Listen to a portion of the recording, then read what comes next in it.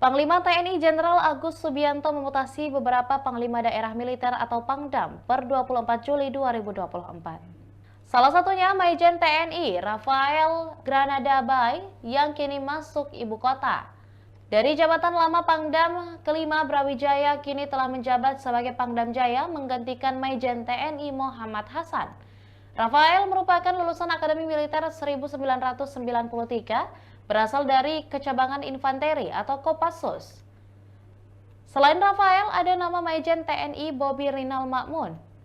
Lulusan Akmil 1992 ini menjabat sebagai Pangdam ke-14 Hasanuddin sejak Desember 2023 lalu.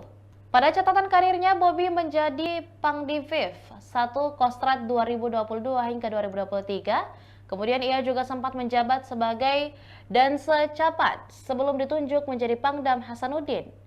Sosok Pangdam jebolan Akmil 1991 ada Maijen TNI Chandra Wijaya yang baru saja ditunjuk menjadi Pangdam ke-13 Merdeka.